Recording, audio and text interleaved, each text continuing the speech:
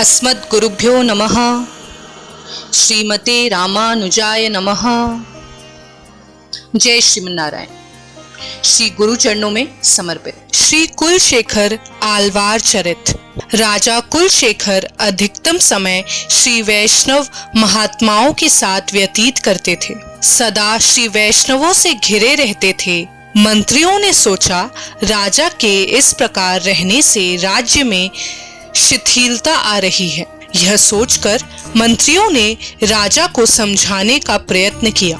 राजा ने मंत्रियों की यह बात अस्वीकार करके कहा कि श्री वैष्णव मेरे प्राण हैं, मैं उनसे विमुख नहीं हो सकता। यह सुनकर मंत्री गण और कुछ उपाय सोचने लगे। एक बार राजा के आभूषण चोरी हो गए। मंत्रियों ने श्री वैष्णवों पर आक्षेप लगाया।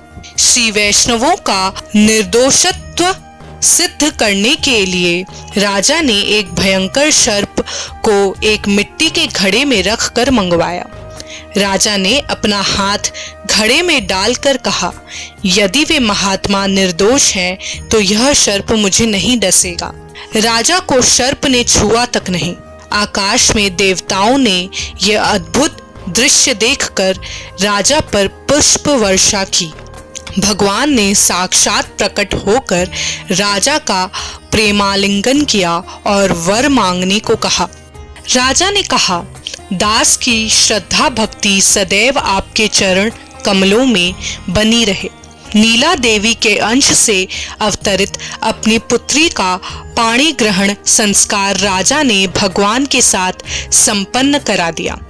यह सब कुछ देखकर मंत्रियों ने भयभीत होकर चुराए गए आभूषण राजा को लाकर दिए और क्षमा याचना की। राजा ने उन्हें क्षमा कर दिया। अपने पुत्र को राज्य का भार सौंपकर राजा कुलशेखर स्वयं श्रीरंगम चले आए। राजा कुलशेखर ने देवगीत नामक दिव्य प्रबंध की रचना की, जिसमें 1055 गाथाएं हैं और 7 दिव्य देशों का मंगलाशासन है।